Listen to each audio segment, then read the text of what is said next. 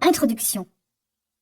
Dans tous les chapitres de ce livre audio, il est question du secret qui a fait la fortune de centaines d'hommes, sur la vie desquels je me suis longuement penché. C'est Andrew Carnegie qui, au début du XXe siècle, attira mon attention sur cette question. Je n'étais qu'un étudiant. Lorsque l'adorable vieil Écossais aux cheveux blancs me parla, une lueur joyeuse dans les yeux, essayant de voir si j'avais saisi la pleine signification de ce qu'il m'avait dit. L'idée de M. Carnegie était de mettre la formule magique, grâce à laquelle il avait gagné une magnifique fortune, à la portée de tous ceux qui n'avaient pas le temps de la chercher. Il espérait que je pourrais la tester et la corroborer avec des expériences d'hommes et de femmes, de professions et de milieux très divers. Le secret parle à celui qui l'écoute. Si vous êtes prêt à l'utiliser, vous découvrirez ce secret au moins une fois par chapitre. Je voudrais avoir le plaisir de vous dire comment vous saurez que vous êtes prêt, mais cela vous priverait d'une grande partie du bénéfice que vous retirez d'une découverte personnelle. Ce secret fut largement utilisé par le président Wilson durant la Première Guerre mondiale. Il était dissimulé dans l'entraînement que reçut chaque soldat avant de partir pour le front. Le président Wilson me confia qu'il fut d'une aide très précieuse lorsqu'il fallut trouver les fonds nécessaires à la guerre. Il est un fait singulier concernant ce secret, c'est que ceux qui le connaissent et l'utilisent se trouvent irrémédiablement entraînés vers le succès. Le secret dont il est question ne s'acquiert que si l'on paie le prix, bien bas en comparaison de sa valeur. Ceux qui ne le cherchent pas ne le posséderont jamais. Il ne peut être ni vendu, ni acheté.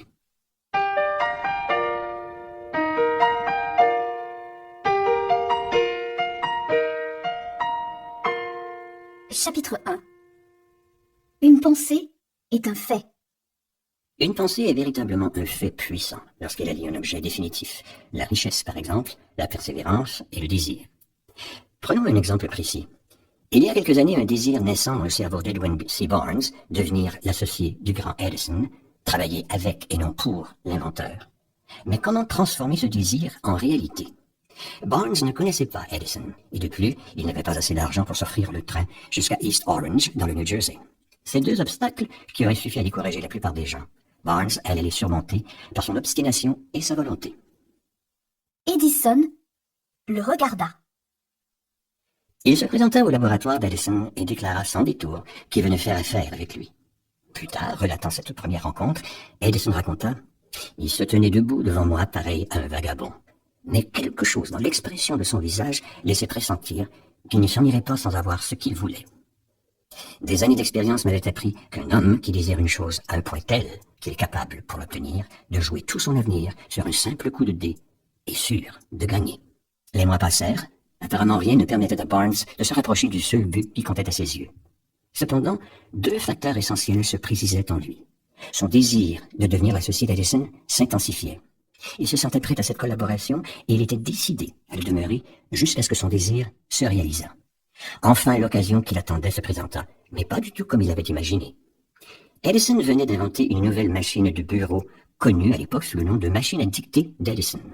Ses employés, peu enthousiastes et persuadés qu'ils ne trouveraient jamais acquéreur, hésitaient à la vendre. Barnes sut immédiatement qu'il le pourrait. Il le dit à Edison. Il le laissa courir sa chance. Il la vendit si bien qu'Edison lui en confia le marché pour tout le pays. Cette association rendit Barnes très riche. L'homme qui abandonna. Pourquoi échouons-nous dans nos entreprises? Le plus souvent parce que, découragés, parce que nous croyons être un échec définitif, nous abandonnons la partie. À l'époque de la ruée vers l'or, un oncle de R.U. Darby partit vers l'ouest faire fortune. Après plusieurs semaines de labeur incessant, ses efforts se virent récompensés. Il avait trouvé le métal tant convoité. Il lui fallait maintenant du matériel pour exploiter le filon. Il referma consciencieusement la mine et retourna chez lui, à Williamsburg, dans le Maryland, pour informer ses parents et amis de sa trouvaille. À eux tous, ils parvinrent à réunir de quoi acheter tout le matériel nécessaire qui fut embarqué aussitôt à destination de l'Ouest, pendant que l'oncle retournait travailler à la mine, en emmenant cette fois son neveu, Darby. Le premier wagonnet chargé d'or fut acheminé par bateau vers une fonderie. Le rendement prouva aux heureux propriétaires qu'ils possédaient une des plus riches mines du Colorado. Encore quelques wagonnets, et toutes leurs dettes seraient payées. Ensuite viendraient les gros bénéfices. Mais tout à coup, le filon disparut. Les machines forèrent désespérément, essayant de le retrouver. En vain. À un aventurier qui passait, les Darby vendirent matériel et concessions pour une bouchée de pain, et ils reprirent le train pour le Maryland. Le nouveau propriétaire consulta un expert qui se livra à un petit calcul, et attribua l'échec de Darby à une méconnaissance des terrains et des couches géologiques. D'après lui, on retrouverait le filon à 3 pieds de l'endroit où l'oncle et le neveu avaient fait arrêter le forage. Ce qui se révéla parfaitement exact. L'aventurier ramassa ici des millions de dollars parce qu'il avait sollicité les conseils d'un ingénieur des mines. Le succès suit l'échec. C'est bien des années plus tard, quand il comprit que le désir peut se transformer en or, que Darby amortit enfin cette lourde perte. Il avait déjà monté sa compagnie d'assurance sur la vie et il appliquait la leçon qu'il avait tirée de son expérience malheureuse. Il se répétait chaque fois que l'occasion s'en présentait. J'ai capitulé devant l'or, je ne capitulerai jamais devant un client qui me refuse une assurance. Le succès vient rarement sans qu'on ait d'abord essuyé plusieurs échecs. Lorsque l'échec paraît total, quoi de plus logique et de plus facile que de renoncer? C'est exactement ce que font la plupart des gens. Souvent, l'échec, comme s'il voulait jouer un bon tour, ne fait que masquer la réussite, qui est en fait beaucoup plus proche qu'on ne le pense. Une bonne idée, c'est tout ce qu'il faut pour réussir. Mais me direz-vous comment la trouver? Les principes dont je fais état dans ce livre vous l'apprendront. Avant de passer leur étude, méditez cette pensée.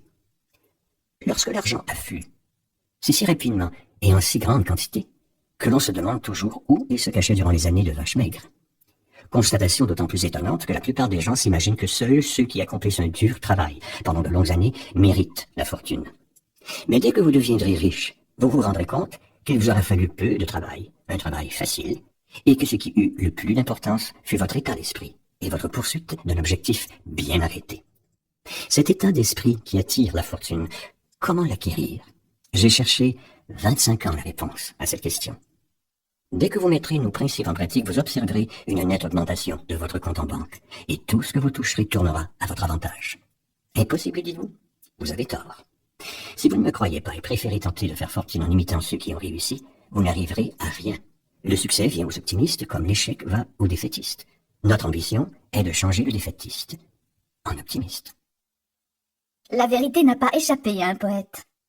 Quand Henley écrivit ces deux vers prophétiques, « Je suis le maître de mon destin, le capitaine de mon âme. I am the master of my fate, I am the captain of my soul. » Il aurait dû préciser que nous sommes ce maître et ce capitaine qu'en contrôlant nos pensées.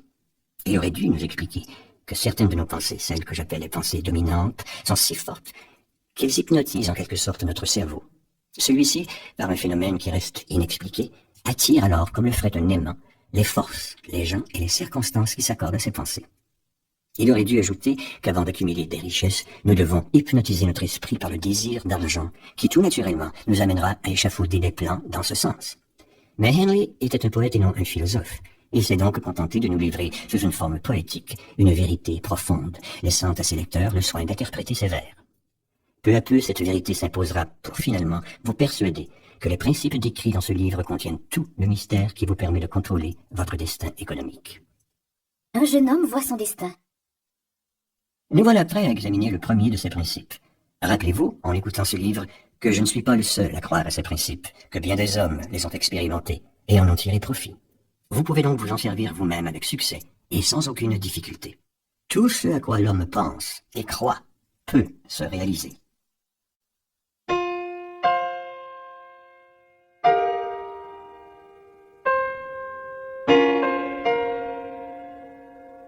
Chapitre 2. Première étape vers la richesse. Le désir. Lorsqu'il y a plus de 50 ans, Edwin C. Barnes descendit du train à East Orange. Il aurait facilement pu passer pour un vagabond tant il était vêtu pauvrement. Cependant, ses pensées étaient celles d'un roi. Tandis qu'il se rendait au bureau de Thomas A. Edison, il réfléchissait. Il se voyait parlant à Edison, lui demandant de l'aider à réaliser son désir. Non pas un espoir ou un souhait, mais un désir ardent qui surpassait tout le reste et qui était très précis. Pas de retraite possible. 5 ans s'écoulèrent avant que l'occasion attendue se présentât. Pour tout le monde, il n'était qu'un rouage de plus dans l'affaire d'Edison. Mais depuis le premier jour qu'il était entré dans la maison, Edwin Barnes se sentait l'associé de l'inventeur. Lors de son voyage à East Orange, il ne se disait pas « je vais demander à Edison de me trouver un travail, n'importe lequel », mais bien « je verrai Edison et préciserai que je veux faire affaire avec lui ». Il ne se disait pas davantage « si jamais Edison ne peut rien pour moi, j'essaierai de trouver du travail dans le coin ». Mais il se répétait fermement « je ne désire qu'une chose, être l'associé d'Edison, et je le deviendrai. Mon avenir dépend uniquement de la persuasion dont j'userai au fin d'obtenir ce que je veux. » Volontairement, il ne se ménagea aucune porte de sortie. Il devait vaincre ou mourir. Tout le secret de la réussite de Barnes est là. 6 instructions qui transformeront vos désirs en or. Tout être humain, à un moment donné, souhaite avoir de l'argent. Or, il ne suffit pas de souhaiter être riche pour le devenir. Il faut le désirer jusqu'à l'obsession, bâtir dans ce but un plan précis et s'y tenir avec une persévérance de tous les instants.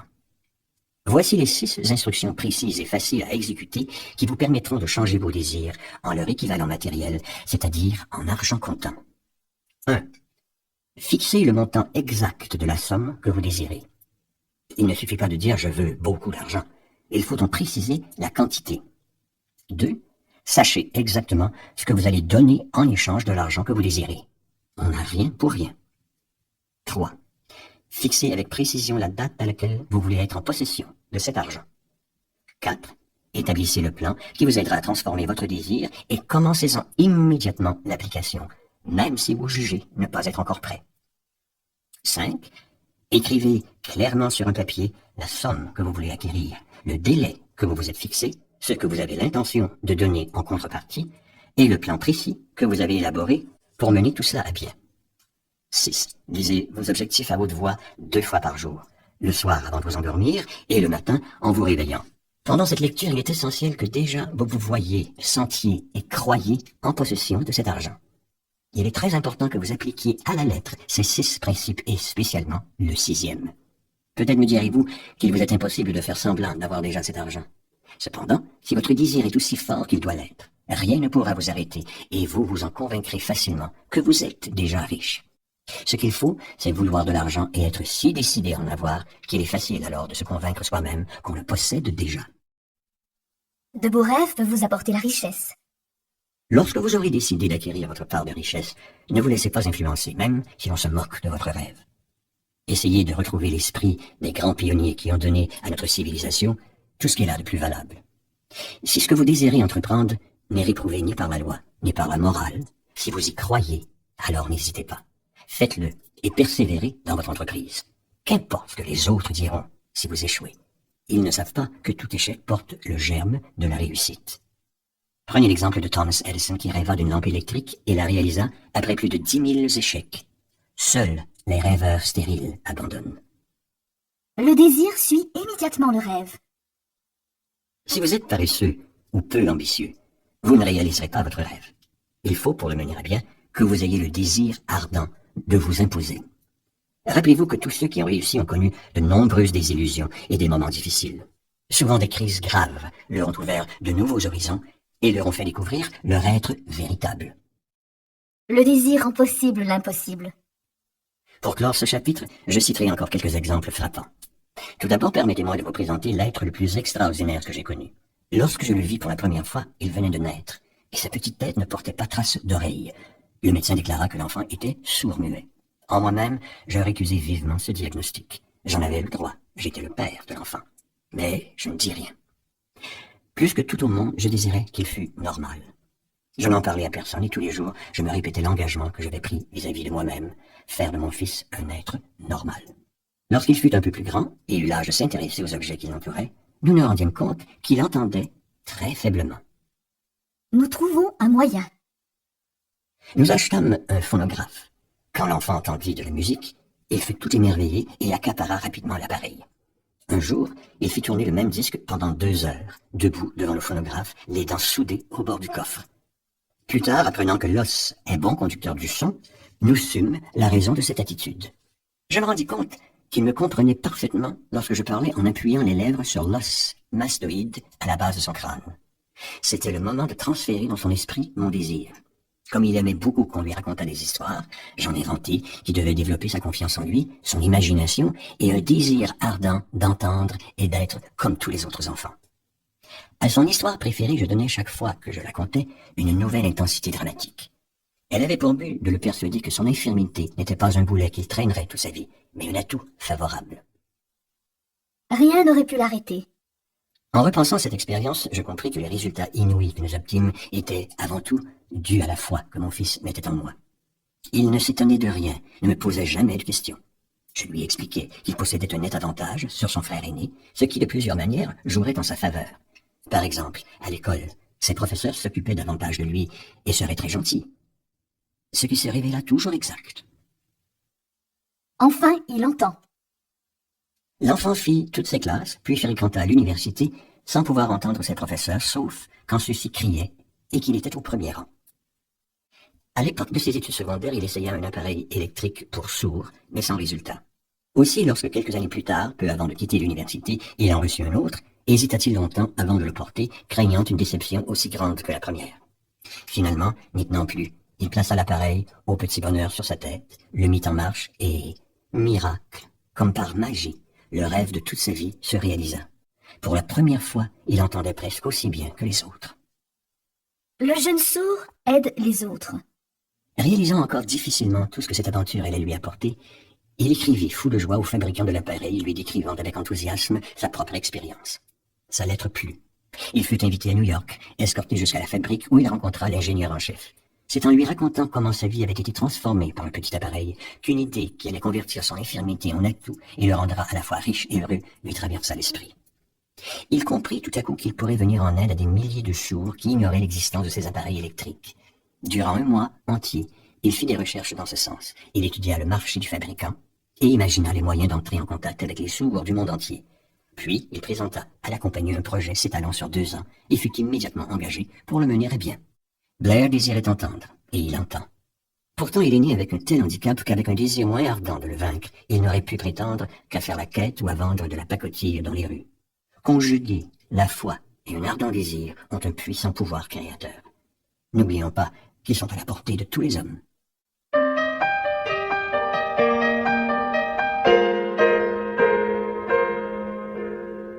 Chapitre 3. Deuxième étape vers la richesse. La foi. La foi est le chimiste en chef de votre esprit. Vous n'aurez la foi que si vous la cherchez. La foi est un état d'esprit que l'on acquiert en affirmant ou en répétant des instructions au subconscient qui jouent un très grand rôle dans la concrétisation du désir. Prenez en exemple votre propre cas. Pourquoi écoutez-vous ce livre? Parce que vous voulez savoir comment transformer votre intangible désir en son équivalent palpable, c'est-à-dire en argent. La seule façon de développer volontairement la foi est de répéter à son subconscient des ordres affirmatifs. Peut-être comprendrez-vous mieux, à la lumière de l'exemple suivant, comment certains hommes deviennent des criminels endurcis. Voici en effet ce que dit un célèbre criminologiste. Lorsqu'un homme affronte le crime pour la première fois, il est horrifié et déteste ce qu'il a fait. S'il persiste à l'affronter, il s'y habitue et finalement l'assimile à sa façon de vivre. Ce qui revient à dire que n'importe quelle pensée répétée sans cesse au subconscient est finalement acceptée. Considérez maintenant la remarque suivante. Toutes les pensées qui ont été ressenties et pétries de foi se transforment d'elles-mêmes en leur équivalent physique. Les émotions animent les pensées et nous poussent à l'action. La foi, l'amour et le désir physique donnent à la pensée une plus grande puissance. Nous avons vu que les pensées stimulées par la foi atteignent et influencent le subconscient. Précisons que toute pensée agit de même qu'elle soit animée par un sentiment positif ou par un sentiment négatif. Ceux qui pensent qu'ils n'ont pas de chance. Vous allez en déduire que le subconscient traduit en son équivalent physique une pensée aussi bien négative, c'est-à-dire destructrice, que positive et constructrice. De là l'étrange phénomène dont sont victimes des millions de gens. Ils pensent qu'ils n'ont pas de chance.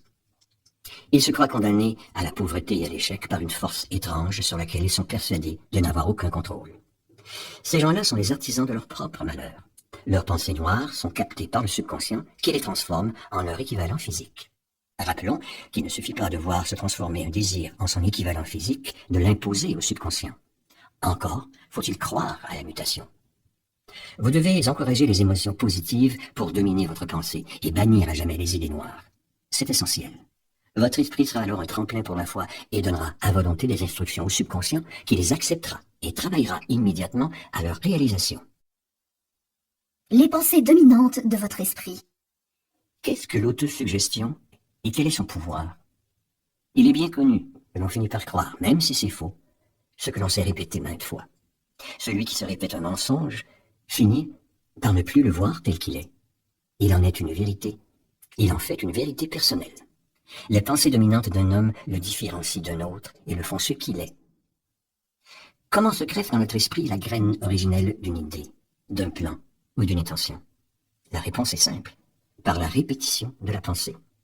C'est pourquoi il vous est recommandé de mettre sur papier votre but essentiel, de l'apprendre par cœur et de le répéter tous les jours à haute voix jusqu'à ce que votre subconscient en ait capté les ondes. Prenez la résolution de ne vous laisser influencer en rien et de bâtir votre propre vie comme vous l'avez décidé. En faisant l'inventaire de vos possibilités et de vos qualités, peut-être découvrirez-vous que vous avez un point faible. Manquez-vous par exemple de confiance en vous? C'est un handicap certain, mais que vous pouvez parfaitement surmonter. Par l'autosuggestion, transformez votre timidité en courage. Voici 5 règles qui, apprises par cœur et répétées, vous permettront d'appliquer le principe de l'autosuggestion. 5 règles pour avoir confiance en soi. 1. Je sais que je suis capable d'atteindre le but que je me suis fixé. En conséquence, j'exige de moi-même une action continue et inlassable dans ce sens. 2. Je sais que mes pensées dominantes passeront par plusieurs stades avant de se transformer en réalité physique. C'est pourquoi je consacrerai 30 minutes par jour à penser à l'être que j'ai l'intention de devenir et à m'en faire une image précise. 3. Je sais que grâce au principe de l'autosuggestion, n'importe quel désir que je garderai obstinément dans mon esprit se manifestera bientôt par des signes extérieurs avant d'atteindre enfin le but fixé. C'est pourquoi je consacrerai 10 minutes par jour à exiger de moi-même une plus grande confiance. 4. J'ai rédigé une description très claire du but précis que je me suis fixé et je ne cesserai d'essayer de le réaliser. 5. Je sais parfaitement bien qu'une richesse ou qu'une situation mal acquise est un château construit sur le sable. Elle ne saurait durer. Aussi n'engagerai-je aucune transaction qui, ne bénéficiant qu'à moi-même, léserait une ou plusieurs personnes. Vous pouvez vous imaginer dans la pire des catastrophes. Le subconscient ne fait pas la différence entre les pensées positives ou négatives. Il travaille avec les matériaux qu'on lui donne et il concrétise aussi bien une pensée de peur qu'une autre de courage. Si vous n'avez en vous que peur, doute et maigre confiance en votre aptitude à saisir et à utiliser les forces de l'intelligence infinie, la loi d'autosuggestion s'emparera de ces sentiments qui seront traduits par le subconscient en leur équivalent physique, ce qui serait bien sûr désastreux.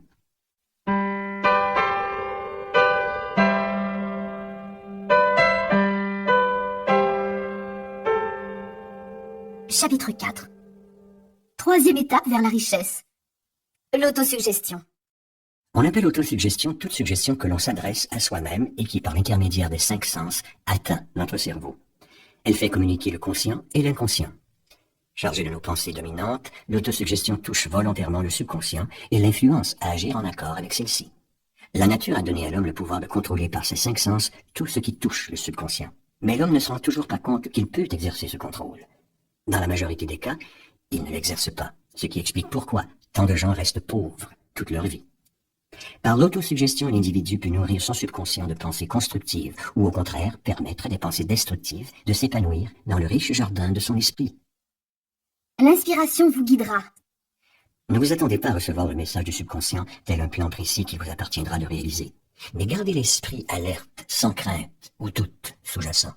Restez éveillé et satisfait, comme si vous étiez en possession de votre bien. Le plan du subconscient vous atteindra probablement sous forme d'inspiration. Sachez la reconnaître. Emparez-vous-en et appliquez-la. Votre subconscient va travailler. Les instructions qui vous ont été données au second chapitre vont maintenant être résumées et amalgamées aux principes qui font l'objet de ce chapitre-ci. 1. Le soir, dans votre lit, vous retirez dans un endroit tranquille, où vous ne serez ni distrait ni dérangé, fermez les yeux et répétez à haute voix, de façon à entendre vos propres mots, la déclaration que vous avez écrite et qui fixe le montant de la somme que vous désirez acquérir, le délai que vous vous donnerez en échange. En même temps, imaginez-vous déjà en possession de l'argent. Exemple, vous décidez que dans 5 ans, le 1er janvier 2000 et quelques, vous aurez en votre possession 100 000 $ et qu'en échange, vous avez l'intention de travailler comme vendeur. En échange, je ferai tout mon possible pour rendre de bons services chez qui que ce soit, comme vendeur.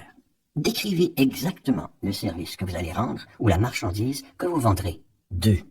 Répétez ce programme nuit et jour jusqu'à ce que vous puissiez voir dans votre imagination l'argent que vous désirez ardemment. 3.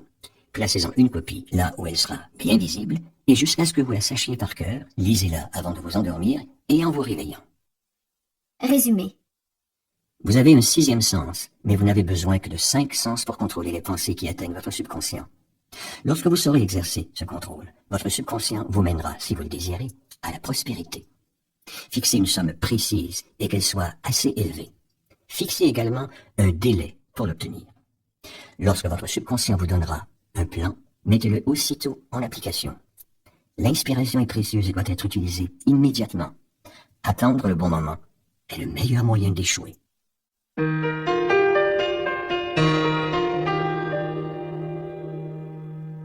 Chapitre 5. Quatrième étape vers la richesse. La spécialisation. Il y a deux sortes de culture, la culture générale et la spécialisation.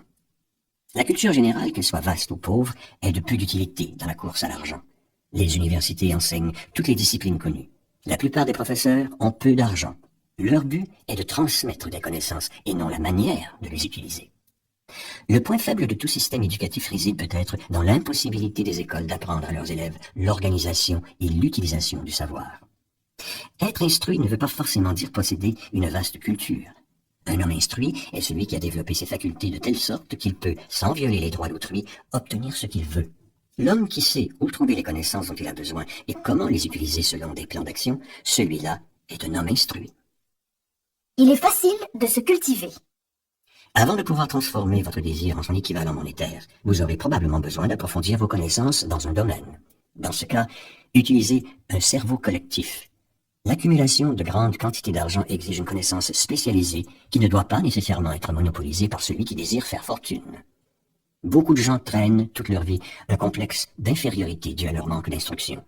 Or, celui qui est capable d'organiser et de diriger un cerveau collectif, réunissant les connaissances nécessaires à l'accumulation des richesses, est aussi instruit que n'importe quel membre de ce cerveau. Thomas A. Edison n'alla à l'école que 3 mois. Pourtant, il ne manquait pas d'instruction. Et il ne mourut pas dans la misère. Henry Ford ne fut écolier que 6 ans, ce qui n'empêcha pas de réussir parfaitement sur le plan financier. Les sources de connaissances. Choisissez d'abord une spécialisation et décidez ce que vous allez en faire. En principe, le but qui vous tient à cœur, celui vers lequel tendent tous vos efforts, la déterminera sans erreur possible. Cette question résolue, cherchez les sources de cette spécialisation. Voici les plus importantes. 1. Votre instruction et votre propre expérience. 2. L'instruction et l'expérience des autres, le cerveau collectif. 3. Les collèges et les universités. 4. Les bibliothèques municipales, livres et revues dans lesquels on peut trouver un condensé du savoir de notre civilisation. Et 5. Des cours spéciaux, école du soir et cours par correspondance. Lorsque de nouvelles connaissances sont acquises, il faut les ordonner et les utiliser dans un but précis, selon des plans faciles à suivre. Les connaissances n'ont de valeur que dans leur utilisation. Si vous décidez de suivre un enseignement complémentaire, sachez d'abord dans quel but vous désirez l'acquérir et où vous pourrez le suivre. Les hommes qui réussissent, et cela dans toutes les sphères d'activité, ne cessent jamais d'enrichir leurs connaissances spécialisées. Ceux qui échouent font souvent l'erreur de croire que le temps d'apprendre se termine avec l'école.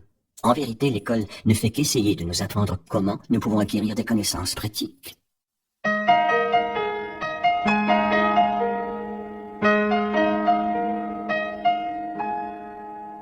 Chapitre 6. Cinquième étape vers la richesse. L'imagination. L'imagination est véritablement l'atelier où s'élaborent tous les plans de l'homme. Le désir est formé, sculpté, alimenté par les facultés imaginatives de l'esprit. L'imagination synthétique et l'imagination créatrice. Je définirai ainsi les deux formes de notre imagination. L'imagination synthétique nous permet de maquiller, en de nouvelles combinaisons, les vieux concepts, les vieilles idées et les vieux plans. Elle ne crée pas, elle s'appuie sur l'expérience, l'instruction et l'observation. C'est à elle que fait appel l'inventeur. Quand elle ne parvient pas à résoudre son problème, il est obligé de recourir à son génie créateur. Grâce à l'imagination créatrice, l'esprit de l'homme ne connaît pas de limite. Nous lui devons nos inspirations, nos idées neuves, et c'est par son intermédiaire que nous communiquons avec le subconscient d'autrui. Plus cette faculté est utilisée, plus elle reste vive. Les deux formes d'imagination se développent à l'usage, comme n'importe quel muscle se développe sous l'effet d'une gymnastique appropriée. L'idée est le point de départ de toute fortune. À la source de toute fortune, il y a une idée. C'est un produit de l'imagination.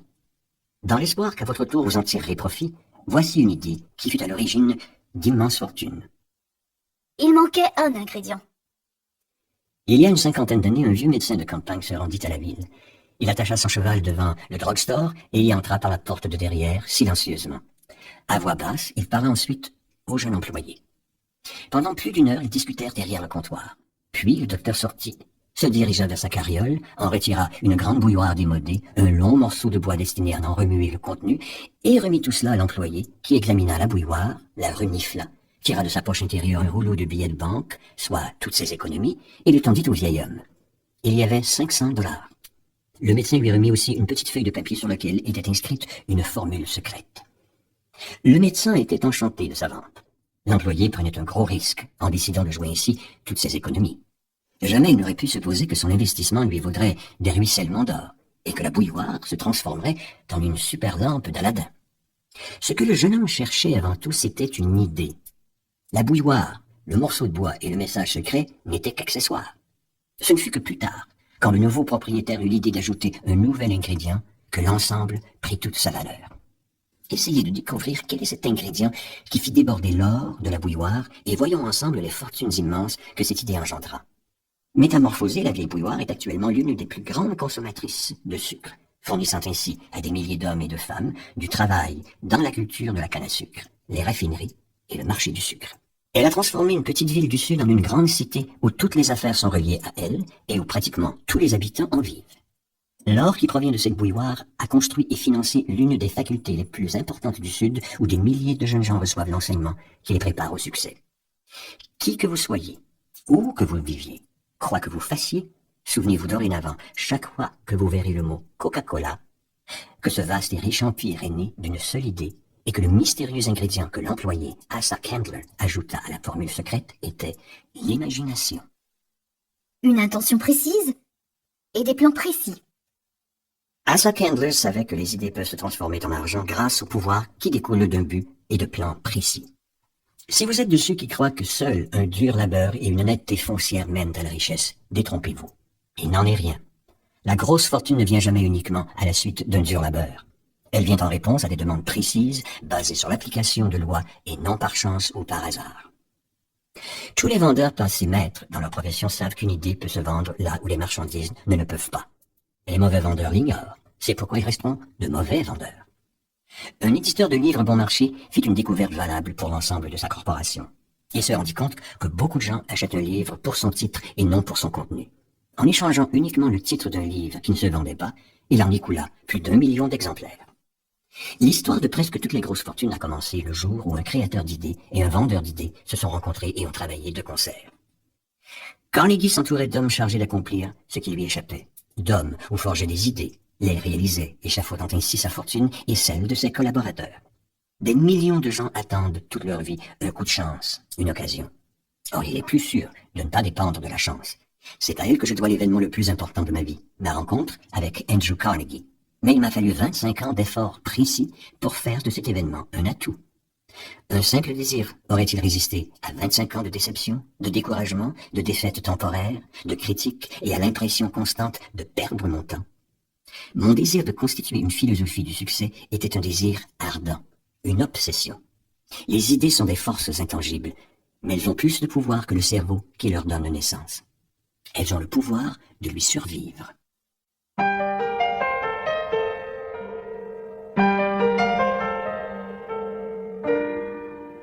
Chapitre 7.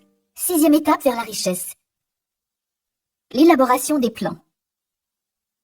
Vous savez maintenant que le désir est à l'origine de tout ce que l'homme crée ou acquiert, que la première phase de ce désir, passant de l'abstrait au concret, se déroule dans l'atelier de l'imagination, où des plans nécessaires à cette transformation sont élaborés et organisés. Dans un précédent chapitre, on vous a dit que pour transformer votre désir de richesse en son équivalent matériel, vous devez en tout premier lieu mettre en pratique 6 instructions précises et faciles à suivre. L'une d'elles incite à construire en imagination un ou plusieurs plans, à les cerner minutieusement, toujours en esprit, afin de déclencher le processus de leur transformation. Apprenez maintenant à élaborer ces plans. 1. Réunissez toutes les personnes qui seront nécessaires à la création et au développement de votre ou de vos plans pour devenir riche. Vous mettrez ainsi en application le principe du cerveau collectif. Avant de constituer votre cerveau collectif, décidez des avantages et des bénéfices que vous pourrez offrir à chacun des membres en échange de votre coopération. Personne ne travaillera indéfiniment pour vous sans en retirer une compensation. 3. Jusqu'à ce que vous ayez parfaitement mis au point le ou les plans nécessaires, organisez des réunions avec les membres de votre cerveau collectif au moins 2 fois par semaine, et plus souvent, si possible. 4. Maintenez une entente parfaite entre chaque membre de votre cerveau collectif. Si vous ne le faites pas, vous irez au-devant d'un échec. N'oubliez pas que 5. Vous êtes engagé dans une entreprise qui revêt pour votre avenir une importance capitale. Si vous voulez réussir, il vous faut des plans parfaits. 6. Vous avez un atout, l'expérience, l'instruction, les talents et l'imagination des autres. Profitez-en à l'instar de tous ceux qui ont réussi. Aucun être humain n'a assez d'expérience, d'instruction, de talent personnel pour faire fortune sans l'aide des autres. Vous pouvez créer vos plans, entièrement ou en partie, mais il faut qu'ils soient approuvés par les membres de votre cerveau collectif. La défaite vous rend plus fort. Si le premier plan que vous adoptez échoue, imaginez-en un second. Si celui-ci ne réussit pas mieux, élaborez-en un autre, et ainsi de suite, jusqu'à ce que vous trouviez celui qui convient. Trop de gens se découragent, et c'est alors l'échec. Le plus intelligent des hommes échouera dans toutes ses entreprises s'il ne trace pas des plans précis et facilement réalisables.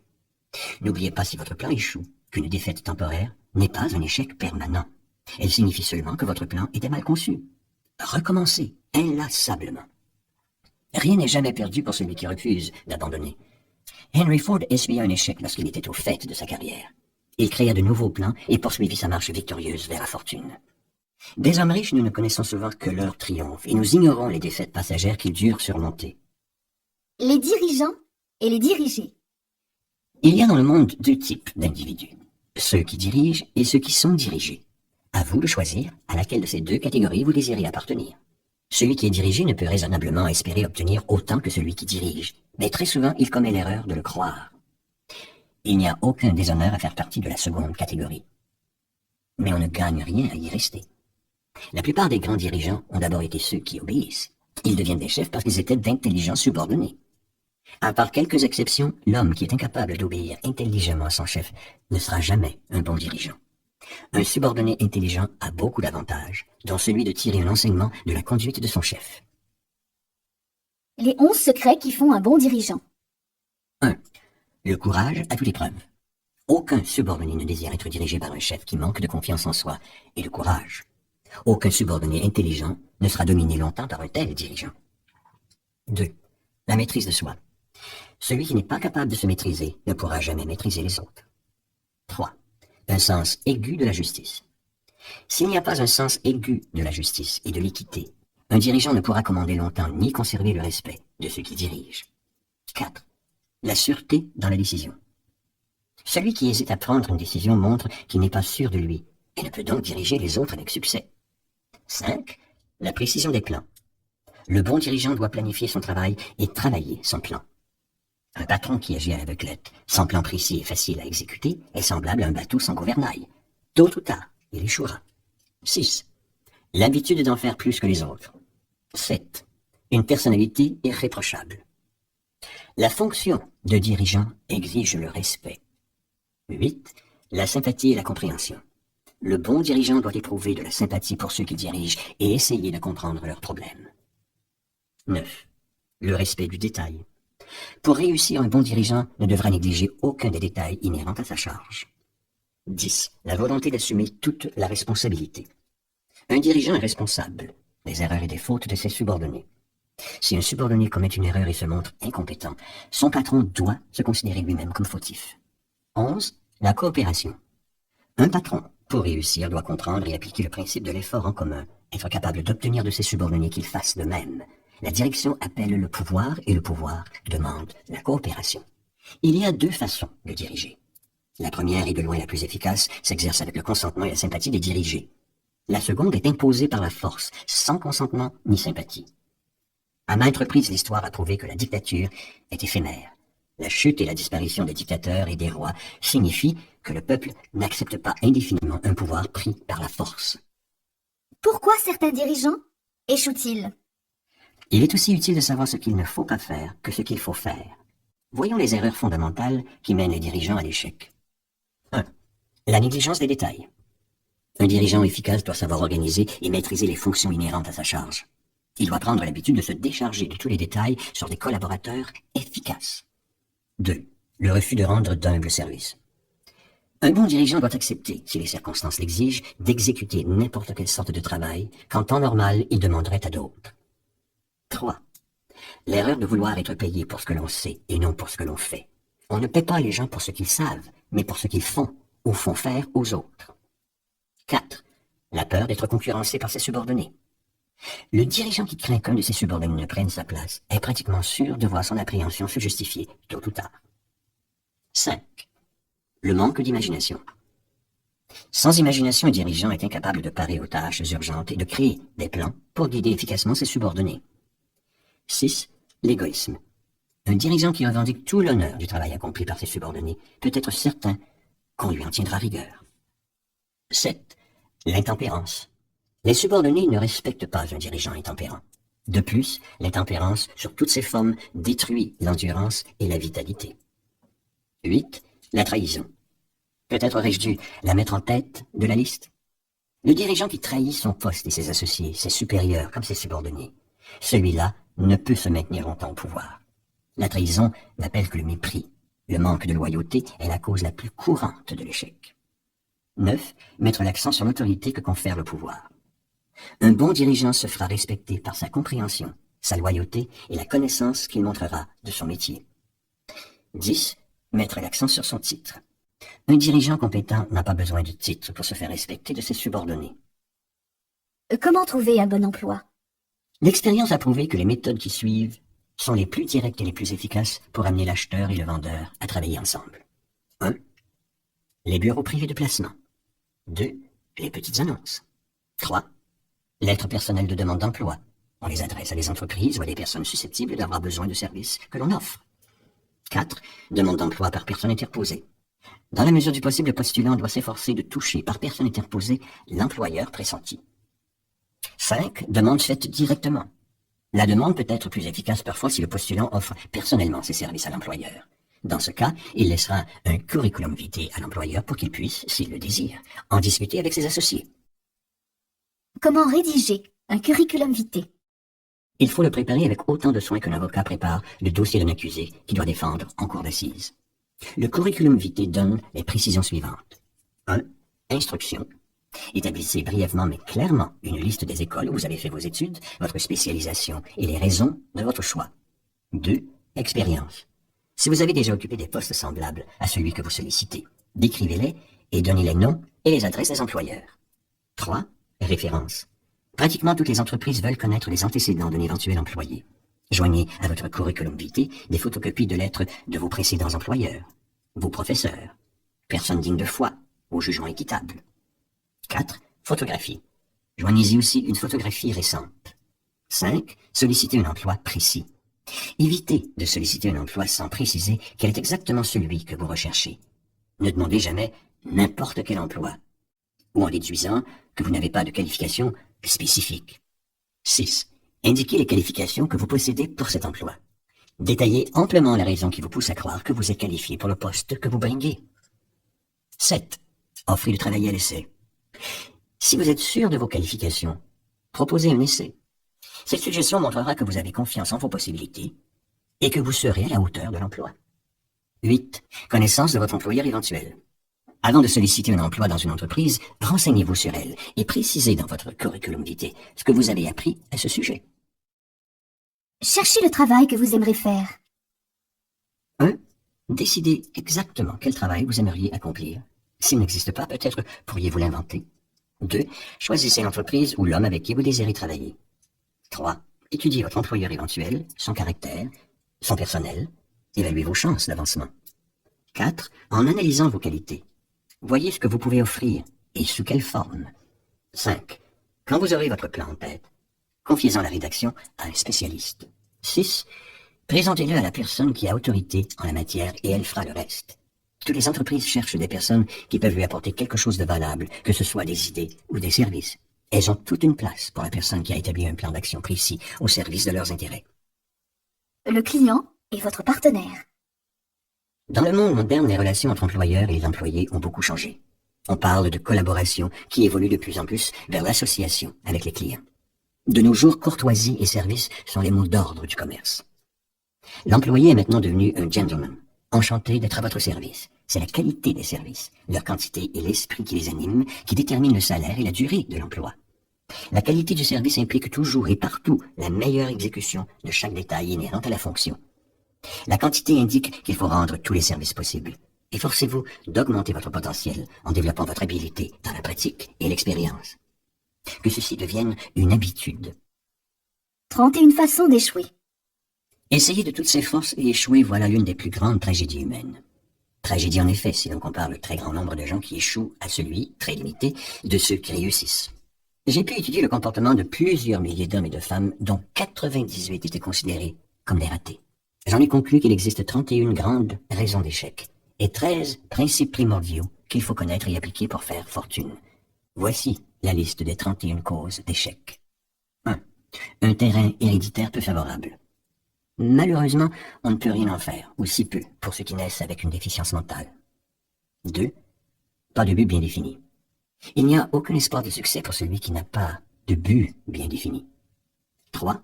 Le manque d'ambition pour s'élever au-dessus de la médiocrité. 4. Une instruction insuffisante. Pour avoir de l'instruction, il faut plus qu'un diplôme universitaire. Est instruit celui qui a appris à obtenir ce qu'il veut de la vie, sans pourtant léser les intérêts des autres. 5. Le manque d'autodiscipline. 6. La mauvaise santé. La vraie réussite appartient à ceux qui sont en bonne santé. La maîtrise et le contrôle de soi peuvent éliminer de nombreuses causes de maladies, dont une alimentation trop riche, la mauvaise habitude de penser négativement, les abus sexuels, le manque d'exercice physique, une mauvaise respiration empêchant une oxygénation adéquate. 7. Les mauvaises influences pendant l'enfance. 8. L'hésitation. La plupart des êtres arrivent au bout de la vie sans avoir entrepris quoi que ce soit, car en vain ils ont attendu le bon moment. Ne les imitez pas. Le bon moment ne vient jamais. Mettez-vous immédiatement à l'ouvrage avec les outils dont vous disposez.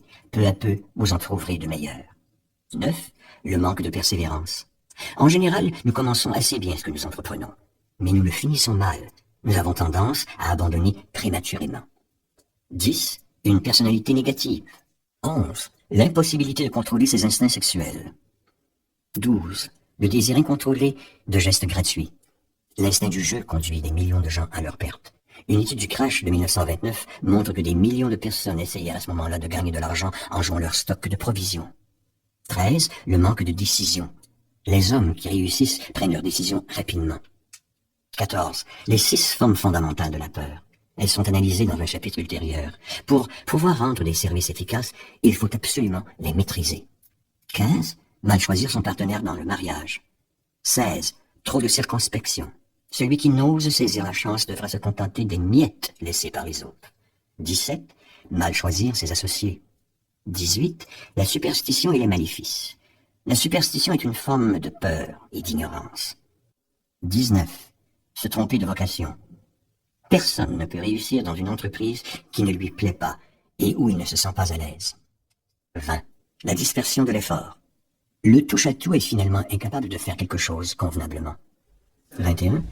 L'habitude de dépenser sans compter. Le prodigue ne peut réussir parce qu'il sera éternellement pauvre. Prenez l'habitude d'économiser systématiquement une partie de votre revenu. Un compte en banque donne assurance et courage. 22. Le manque d'enthousiasme. 23. L'intolérance. Celui qui est étroit d'esprit n'ira jamais loin. 24. L'intempérance. La pire forme d'intempérance concerne les aliments, la boisson et la vie sexuelle. Y succomber est se vouer à l'échec. 25. Être incapable de coopérer. 26. La possession d'un pouvoir non acquis par ses propres efforts. Fils et filles d'hommes riches qui héritent de l'argent qu'ils n'ont pas gagné. 27. La malhonnêteté consciente. Rien ne remplace l'honnêteté. 28. L'égoïsme et la vanité. Ces défauts représentent un danger pour les autres. Ils sont incompatibles avec le succès. 29. Deviner au lieu de réfléchir. 30. L'insuffisance de capitaux. 31. Autre cause. N'importe quelle cause d'échec dont vous avez été victime et qui ne figure pas sur cette liste. Ces causes d'échec résument la tragédie de tous ceux qui ont essayé de faire fortune et qui ont échoué. Demandez à quelqu'un qui vous connaît bien de revoir cette liste avec vous et de vous aider à trouver la cause d'échec qui vous concerne particulièrement. La civilisation est bâtie sur le capital. Les fonds nécessaires à la construction et à l'entretien des voies ferrées et des bateaux qui nous amènent les éléments de notre petit déjeuner peuvent être qualifiés d'astronomiques. Ils sont de centaines de millions de dollars, sans compter la rétribution du nombreux personnel que nécessite le fonctionnement de ces deux moyens de transport. Mais trains et bateaux ne sont pas sortis de terre tout seuls et ne marchent pas automatiquement. Ils sont le résultat du travail, de l'ingéniosité, de l'habileté d'hommes riches d'imagination, de foi, d'enthousiasme et qui possèdent un esprit de décision et une persévérance à toute épreuve. Ces hommes, on les appelle des capitalistes. Ils sont mus par le désir de construire, d'entreprendre, de rendre des services utiles, de gagner de l'argent, de faire fortune. Et parce qu'ils rendent des services indispensables à la société, ils se placent eux-mêmes sur le chemin de la fortune. Mon intention n'est pas de constituer un dossier en faveur d'un groupe d'hommes ou d'un certain système économique ou contre ces derniers. Si j'ai analysé ici les avantages économiques du système capitaliste, c'est pour vous prouver que tous ceux qui cherchent à faire fortune doivent apprendre à reconnaître le système qui ouvre les voies d'accès à la fortune et s'y adapter. En présentant le problème de cette façon, on s'oppose à la version généralement défendue par les politiciens et les démagogues qui délibérément se ferment des issues en traitant le capital organisé comme s'il était un poison. L'Amérique du Nord est capitaliste. Elle s'est développée grâce au capital. Or, nous devons savoir que nous n'aurions ni espoir de richesse ni occasion de faire fortune si le capital organisé ne nous en donnait pas la possibilité. Faire fortune légalement, c'est rendre des services utiles. Aucun système n'a encore été inventé qui permettrait sans rien donner en échange d'acquérir légalement de l'argent.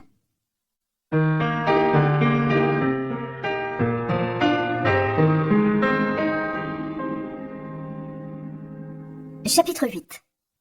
7e étape vers la richesse, la décision. Après avoir étudié plus de 25 000 cas d'échecs, on a pu démontrer que le manque de décision venait presque toujours en tête de la liste des 31 causes majeures de l'échec. L'indécision est un ennemi que presque tous nous avons à vaincre. L'opinion, une denrée bon marché. La plupart des gens qui échouent dans leur tentative de gagner beaucoup d'argent sont généralement très influençables. Ils pensent selon la voix des journaux et les commérages des voisins. Les opinions sont les denrées les moins chères. Chacun de nous en a une foule. Si vous vous laissez influencer lorsque vous avez à prendre une décision, vous n'arriverez à rien de bien. Vous ne concrétiserez pas votre désir d'argent. Si vous êtes influencé par les opinions des autres, vous n'aurez pas de désir propre. Le pouvoir d'un esprit décidé. Ceux qui prennent leurs décisions rapidement et définitivement savent ce qu'ils veulent et généralement l'obtiennent. Un chef décide toujours vite et sûrement. C'est pour cela qu'il en est un. Le monde a l'habitude de chérir celui dont les mots et les actes prouvent qu'il sait où il va. L'indécision est généralement une habitude de jeunesse, de plus en plus tenace avec le temps et l'influence l'étudiant dans le choix de son métier, si tant est qu'il arrive à en choisir un. Très souvent, le jeune homme qui vient de terminer ses études accepte, parce qu'il est indécis par habitude, le premier emploi qu'on lui propose. La plupart des petits salariés actuels doivent leur situation au fait qu'ils ont manqué de décision et de jugement lorsqu'il s'est agi de choisir. Être précis dans ses décisions demande du courage.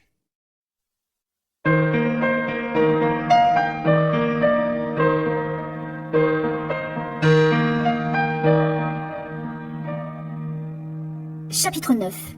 8e étape vers la richesse. La persévérance. La persévérance est l'un des facteurs essentiels à la transformation du désir d'argent en son équivalent matériel. À l'origine de la persévérance, il y a le pouvoir de la volonté. Conjugués, le pouvoir de la volonté et le désir sont irrésistibles. Les hommes qui gagnent de grosses fortunes donnent souvent l'impression d'être durs et froids. La plupart du temps, on ne les comprend pas. Au pouvoir de la volonté, ils allient la persévérance et c'est avec ces deux qualités qu'ils assurent la réalisation de leurs désirs. La plupart des gens sont prêts à abandonner leur but et leur projet au premier signe d'opposition ou d'échec. Il y en a très peu qui, malgré les obstacles, persévèrent jusqu'à ce qu'ils atteignent leur but. Le mot « persévérance » n'a pas valeur d'héroïsme. C'est une qualité qui est au caractère de l'homme ce que le carbone est à l'acier. Un désir tiède apporte de maigres résultats. Le manque de persévérance est l'une des causes les plus importantes d'échec. La plupart des gens souffrent de cette faiblesse.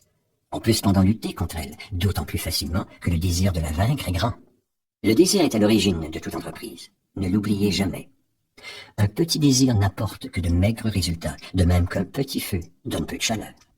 Si vous manquez de persévérance, combattez cette faiblesse en stimulant votre désir jusqu'à ce qu'il devienne obsessionnel. Écoutez ce livre jusqu'au bout.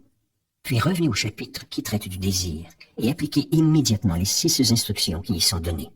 L'ardeur avec laquelle vous les suivrez indiquera clairement la qualité de votre désir. Si vous vous sentez plus ou moins indifférent, vous n'avez pas encore cette volonté d'argent indispensable à qui veut faire fortune. La défaite, une condition passagère. Certaines personnes connaissent par expérience la valeur de la persévérance. Elles savent que les défaites ne sont que passagères et qu'elles peuvent être changées en victoire avec la persévérance. Elles sont peu nombreuses, les personnes qui voient en la défaite un appel urgent à redoubler d'efforts. C'est alors qu'une force irrésistible et silencieuse vient à leur aide pour lutter contre le découragement. Cette force n'est autre que la persévérance. Sans elle, et dans quelque domaine que ce soit, aucun succès n'est possible. La persévérance est à la portée de tous. La persévérance est un état d'esprit. Elle peut donc se cultiver. Pour y arriver, voici ce qu'il faut. 1. La précision de l'intention. Pour développer la persévérance, il est primordial de savoir ce que l'on veut. 2. Le désir. Quand on poursuit l'objet d'un ardent désir, il est facile d'acquérir et de maintenir la persévérance. 3. La foi en soi. 4. La précision des plans. Des plans structurés, même s'ils se révèlent mauvais et absolument irréalisables, sont un encouragement à persévérer. 5. Des connaissances adéquates. 6. La coopération. 7. Le pouvoir de la volonté. Et 8. L'habitude. La persévérance est le résultat direct de l'habitude. L'esprit absorbe les expériences de la journée et il s'en nourrit. Les ennemis de la persévérance. Vous trouverez ici les vrais ennemis qui vous barrent le chemin de toute réalisation importante. Vous découvrirez non seulement la faiblesse de votre persévérance, mais aussi les causes inconscientes de cette faiblesse.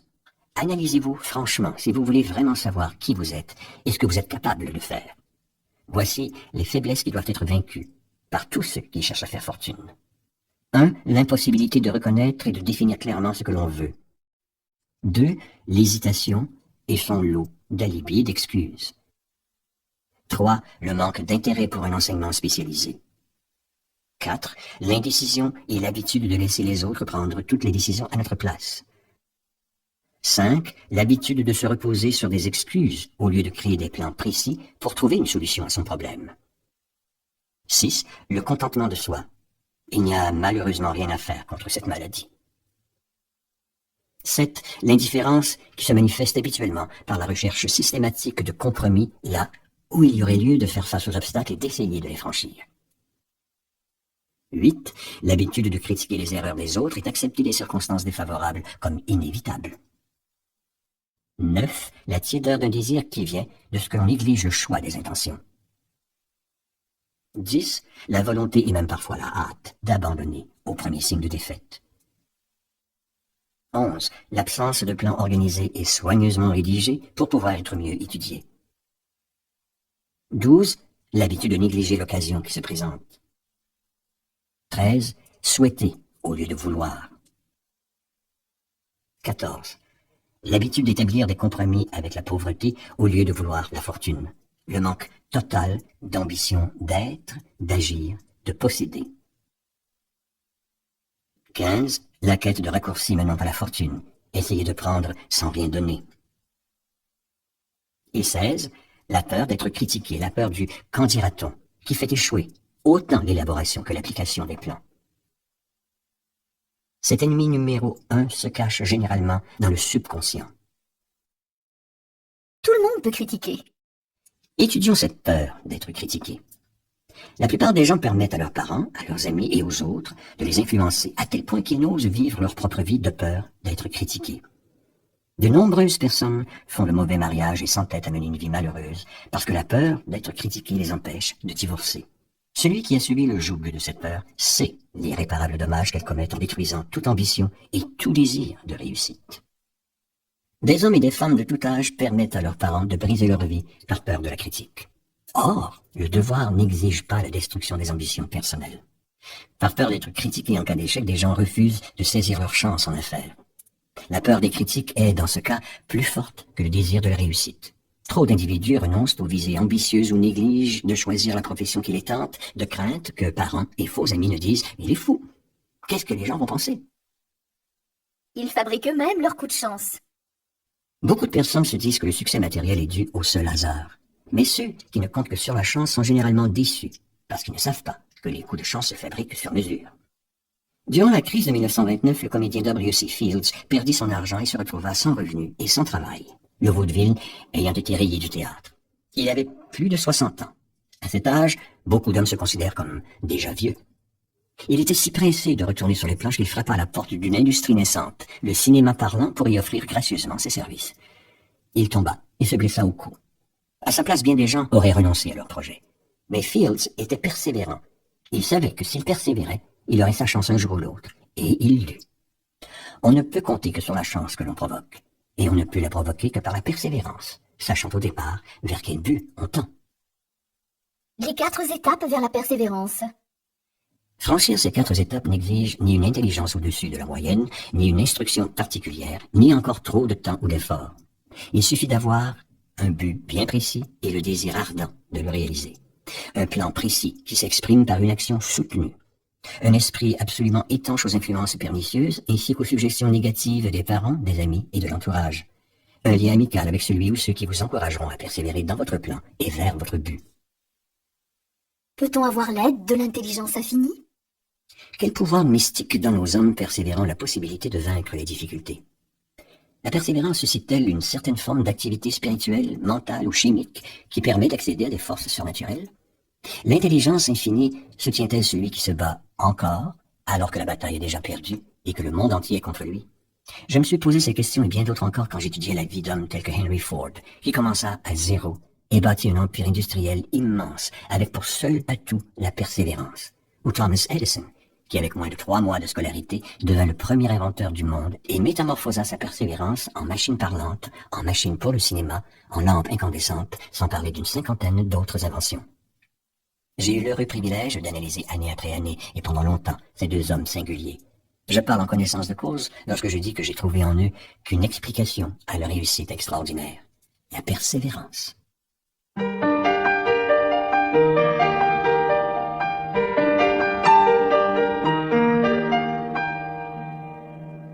Chapitre 10. 9e étape vers la richesse. Le pouvoir du cerveau collectif. Pour faire fortune, le pouvoir est indispensable. Élaborer des plans est inutile si on ne possède pas le pouvoir de les exécuter. Le pouvoir peut être défini ainsi: une connaissance organisée et intelligemment dirigée. Le pouvoir, dans ce cas, désigne un effort organisé assez important pour permettre à un individu de transformer son désir en son équivalent monétaire. L'effort organisé résulte de la coordination de 2 ou plusieurs personnes qui, dans un esprit d'entente, travaillent dans un but bien défini. Le pouvoir est nécessaire à qui veut faire fortune. Il est indispensable, ensuite, pour conserver l'argent acquis. Voyons comment on peut acquérir le pouvoir, puisqu'il est une connaissance organisée. Examinons-en les sources. 1. L'intelligence infinie. 2. L'expérience collective. L'expérience collective humaine, ou du moins celle qui a été organisée et enregistrée, est indispensable dans n'importe quelle bibliothèque municipale bien garnie. Une grande part de cette expérience collective est enseignée et étudiée dans les écoles publiques et dans les facultés. Et 3. Les études et les recherches. Dans tous les domaines de recherche où l'homme a cherché, trouver et classifier les dernières découvertes, il faut référer à ces sources individuelles lorsque les connaissances ne peuvent s'acquérir à travers l'expérience collective. L'imagination créatrice y joue également son rôle. La connaissance ainsi obtenue peut être convertie en pouvoir si elle est utilisée dans le cadre de plans précis qui se traduiront par des actes. Le secret du succès d'Andrew Carnegie. Le cerveau collectif résulte des efforts conjugués de 2 ou plusieurs individus qui œuvrent dans un esprit d'harmonie en vue d'atteindre un but précis. Sans la coopération d'un cerveau collectif, aucun individu ne peut profiter d'un tel pouvoir. Nous allons maintenant étudier 2 particularités du cerveau collectif, l'une étant d'ordre économique et l'autre d'ordre psychique. Celui qui s'entoure d'hommes bienveillants, avisés, prêts à l'aider, dans un esprit de parfaite harmonie, celui-là bénéficie d'avantages économiques certains. L'aspect psychique est plus subtil. Si 2 esprits travaillent ensemble, ils libèrent une 3e force invisible et intangible, semblable à un 3e esprit. L'esprit humain est producteur d'énergie. Vous pouvez utiliser plus de matière grise que vous n'en avez. Le cerveau de l'homme peut se comparer à une batterie électrique. Il est bien connu que plusieurs batteries connectées produiront plus d'énergie qu'une seule. Il est non moins connu que la quantité d'énergie émise par une seule batterie est fonction du nombre et de la capacité de ses éléments. Compte tenu que certains cerveaux sont plus efficaces que d'autres, nous pouvons dire qu'un ensemble de cerveaux coordonnés harmonieusement produira plus d'énergie qu'un seul cerveau. On comprend immédiatement pourquoi le cerveau collectif est la clé du pouvoir que possèdent les hommes qui savent bien s'entourer. La pauvreté n'a pas besoin de plan. L'argent est timide et méfiant. Il faut lui faire la cour et le gagner par des méthodes qui ressemblent à celles qu'utilise l'amoureux pour conquérir la jeune fille de ses pensées. Aussi étrange que cela paraisse, le pouvoir qui est utilisé pour gagner de l'argent n'est pas très différent de celui qui est mis en œuvre pour gagner le cœur d'une jeune fille. Ce pouvoir pour agir et conquérir la richesse doit être empreint de foi, de désir, de persévérance et être utilisé suivant un plan d'action précis. Quand l'argent afflue, c'est avec l'aisance d'un torrent. Nous avons tous en nous un torrent dont les eaux divergentes coulent vers la richesse et vers la pauvreté. La pauvreté et la richesse échangent souvent leur place. La richesse prend celle de la pauvreté, seulement s'il y a des plans bien conçus et soigneusement exécutés dans ce sens. La pauvreté est timide et réservée. Pour l'avoir, il faut l'attirer.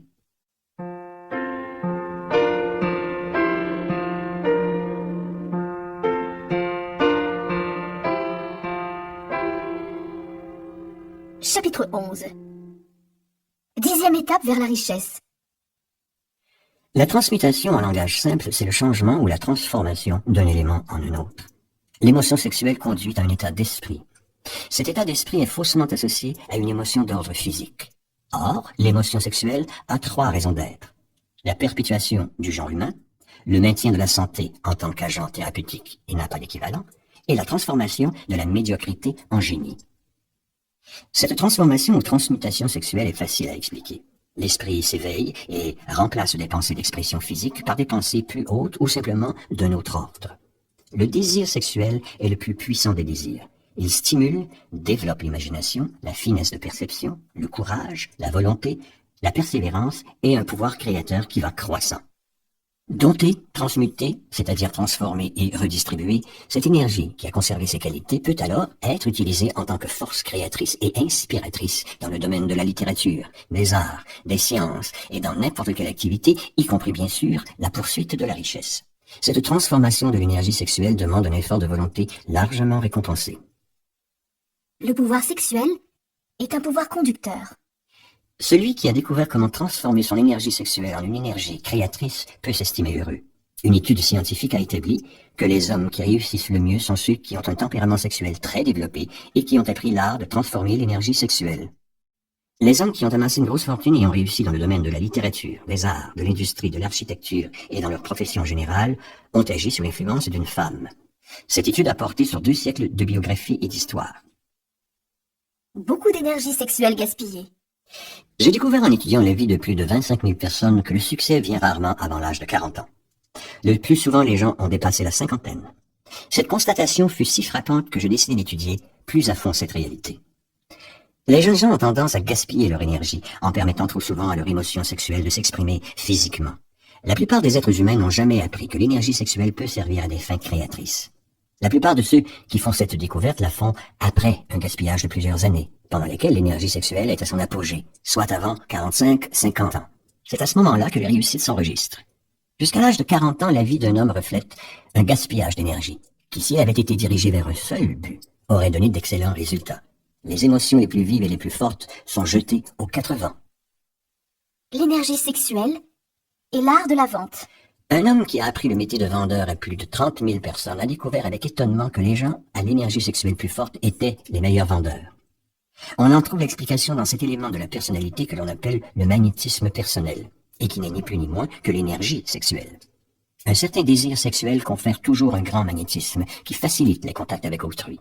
Cette énergie peut se détecter par la poignée de main. Elle indique immédiatement la présence ou le manque de magnétisme. Le ton de la voix, le magnétisme ou l'énergie sexuelle est l'élément qui colore la voix, la rend charmeuse et musicale. Les gestes et la démarche. L'énergie sexuelle incline à la vivacité, à la grâce et à l'aisance. La coquetterie vestimentaire. Ces personnes sont généralement très soigneuses et coquettes. Elles choisissent des vêtements dont le style convient à leur personnalité et à leur physique. Les ondes de la pensée. L'énergie sexuelle agit sur les pensées. On peut diriger à volonté cette énergie et influencer ses pensées et celles des autres. D'où vient le pouvoir de la femme? Le désir de plaire constitue la plus grande motivation. Avant l'aube de la civilisation, le chasseur qui désirait plaire à une femme tâchait de se distinguer en ramenant plus de gibier que les autres. La nature de l'homme n'a pas changé à cet égard. Ceux qui amassent de grosses fortunes et deviennent puissants et célèbres le font surtout pour satisfaire leur désir de plaire aux femmes. Retirer celles-ci de leur vie et leurs richesses leur sembleront inutiles. C'est ce désir inhérent à l'homme de plaire à la femme qui donne à celle-ci le pouvoir de l'élever ou de le briser. La femme qui connaît la nature de l'homme et qui sait la flatter avec subtilité n'a pas à craindre d'être supplantée par une rivale. Les hommes, en compagnie masculine, peuvent être des géants, à la volonté indomptable, mais ils sont facilement menés par la femme qu'ils ont choisie. Parce que dans la nature du mâle, de vouloir être le plus fort de l'espèce, la plupart des hommes n'admettent pas qu'ils sont facilement influencés par les femmes qu'ils aiment. La femme intelligente connaît cette particularité masculine et avec sagesse s'abstient de le contredire ouvertement. Certains hommes savent qu'ils sont facilement influencés par les femmes, qu'il s'agisse de leur épouse, de leur maîtresse, de leur mère ou de leur sœur. Mais avec tact, ils se gardent de se rebeller parce qu'ils sont assez intelligents pour savoir qu'aucun homme n'est heureux ni complet sans l'influence bénéfique d'une femme. L'homme qui méconnaît cette importante vérité se prive d'un pouvoir unique.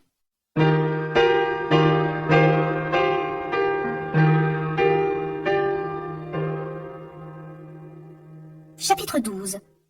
11e étape vers la richesse. Le subconscient. Le subconscient classe et enregistre toute pensée qui atteint le conscient par l'un des 5 sens. Il reçoit et classe les impressions sensorielles ou les pensées, peu importe leur nature. Vous pouvez volontairement transmettre à votre subconscient un plan, une pensée ou un projet que vous désirez transformer en son équivalent matériel. Le subconscient agit d'abord sur le désir dominant qui a été valorisé par un sentiment tel que la foi. Le subconscient travaille jour et nuit par un processus qui nous est inconnu. Il se nourrit aux forces de l'intelligence infinie et transforme volontairement un désir en son équivalent physique, utilisant toujours les moyens les plus pratiques pour atteindre son but. Vous ne pouvez contrôler entièrement votre subconscient, mais vous pouvez lui confier le plan, le désir ou le but que vous voulez concrétiser. La première création doit être la pensée. Lorsque vous aurez accepté comme une réalité l'existence du subconscient, y compris son rôle d'intermédiaire dans la transformation du désir en son équivalent physique ou monétaire, vous comprendrez toute la signification des instructions qui vous ont été données à propos du désir. Vous saisirez aussi pourquoi il vous a été si souvent recommandé de préciser vos désirs et de les écrire. Vous comprendrez la nécessité de la persévérance. L'homme ne peut rien créer qui n'ait d'abord pensé. À l'aide de l'imagination, ces pensées forment un plan. L'imagination, si elle est contrôlée, sert dans la création des plans ou des projets qui déterminent la réussite d'une entreprise. Comment utiliser vos émotions positives? Le subconscient est plus facilement influencé par les pensées chargées d'émotions que par celles qui relèvent de la raison. Il est en effet facile de prouver que seules les pensées émotionnalisées ont une influence sur le subconscient. Il est bien connu que la majorité des gens se laissent mener par leurs émotions et leurs sentiments. S'il est vrai que le subconscient répond plus rapidement aux pensées affectives, qu'il en est plus facilement influencé par elles, il est essentiel de se familiariser avec les émotions positives les plus fortes. Il y a 7 grandes émotions positives et 7 négatives. Les émotions négatives envahissent d'elles-mêmes le subconscient, tandis que les émotions positives doivent y être poussées par autosuggestion. Les 7 émotions positives les plus importantes sont le désir, la foi, l'amour, la sexualité, l'enthousiasme, la tendresse, l'espoir. Il y en a d'autres, mais celles-ci sont les plus puissantes et les plus créatrices. Maîtrisez-les. Elles ne peuvent l'être que par l'usage. Et les autres émotions positives seront à vos ordres quand vous en aurez besoin. Les 7 émotions négatives les plus importantes et à éviter sont la peur, la jalousie, la haine, la vengeance, l'avidité, la superstition et la colère. Des émotions positives ne peuvent occuper votre esprit en même temps que les émotions négatives. Faites votre choix. La présence d'une seule pensée négative dans votre subconscient suffit à détruire tous les changements constructifs que vous aurez effectués dans votre subconscient.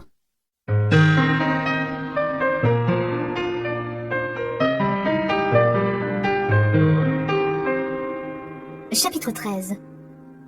12e étape vers la richesse. Le cerveau humain. Il y a plus de 40 ans, alors que je travaillais avec le Dr Alexander Graham Bell et le Dr Elmer R. Gates, je notai que tout cerveau humain est à la fois un poste récepteur et un poste émetteur des ondes libérées par la pensée. Par un système semblable à celui de la radio, le cerveau humain est capable de capter les ondes émises par d'autres cerveaux. L'imagination créatrice est le poste récepteur du cerveau qui reçoit les pensées émises par les cerveaux d'autres êtres. C'est l'agent de liaison entre le conscient ou la raison d'un individu où il puise les stimulants de la pensée. Stimulé ou élevé à un haut niveau de vibration, l'esprit devient plus réceptif à la pensée des sources extérieures. Il est élevé en fonction des émotions positives ou négatives. À leur contact, les ondes de la pensée s'intensifient. Le subconscient est la station émettrice du cerveau. Par son intermédiaire, les ondes de la pensée sont diffusées. L'imagination créatrice est le poste récepteur. Par son intermédiaire, l'énergie de la pensée est captée.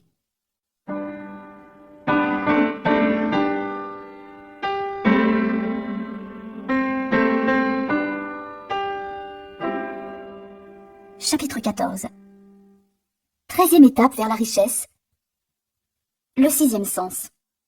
C'est grâce au 6e sens que l'intelligence infinie peut communiquer avec l'individu. Le 6e sens est cette partie du subconscient à laquelle on a donné le nom d'imagination créatrice. On l'a aussi nommé le poste récepteur des idées, des plans et des pensées qui pénètrent l'esprit sous la forme d'inspiration. Le 6e sens défie toute description. Il ne peut être expliqué à celui qui n'a pas suivi le développement des chapitres précédents. On ne peut le comparer à rien. La compréhension du 6e sens ne vient que par la méditation. La cause première. L'auteur ne croit pas au miracle et ne s'en fait pas l'avocat. Il connaît assez bien la nature pour savoir qu'elle ne déroge jamais à ses lois. Parce que quelques-unes des lois sont incompréhensibles, nous n'hésitons pas à qualifier de miracle leurs effets. Le 6e sens est pour moi ce qui se rapproche le plus du miracle. Il existe un pouvoir ou une cause première, ou une intelligence qui baigne chaque particule de matière et pénètre chacune des unités d'énergie perceptibles à l'homme. Cette intelligence infinie transforme les glands en chaînes, fait descendre l'eau des montagnes, suivre la nuit du jour et l'été de l'hiver. Vous pouvez utiliser les services de conseillers invisibles. Le culte du héros est une habitude dont je ne me suis jamais défait. L'expérience m'a appris que pour essayer de se surpasser, un des meilleurs moyens est d'imiter les grands aussi parfaitement que possible dans leurs pensées et dans leurs actes.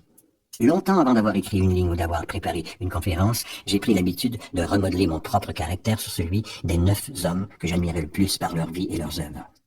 Mes 9 idoles étaient Emerson, Paine, Edison, Darwin, Lincoln, Burbank, Napoléon, Ford et Carnegie. Toutes les nuits durant de longues années, je tenais un conseil d'administration imaginaire avec les 9 hommes que j'appelais mes conseillers invisibles. Juste avant de m'endormir, je fermais les yeux et voyais dans mon imagination ce groupe d'hommes assis autour d'une table. Non seulement j'avais la chance d'être au milieu d'eux, mais j'étais leur président. En laissant mon imagination vagabonder dans ces réunions nocturnes, j'avais le plan bien arrêté de remodeler mon propre caractère afin qu'il reflêtât les qualités de tous mes conseillers imaginaires. Me rendant très vite compte que j'aurais à surmonter le handicap de ma naissance dans un monde ignorant et superstitieux, je choisis délibérément de renaître par les méthodes que je viens de décrire. Comment inspirer le 6e sens? Quelque part dans la structure cellulaire du cerveau est placé un organe qui reçoit les ondes de la pensée vulgairement appelée inspiration. Jusqu'ici, la science n'a pu découvrir où se cachait exactement ce 6e sens, ce qui n'a d'ailleurs pas beaucoup d'importance. Il n'en reste pas moins que l'être humain reçoit une connaissance exacte d'une source qui n'est pas celle des 5 sens classiques.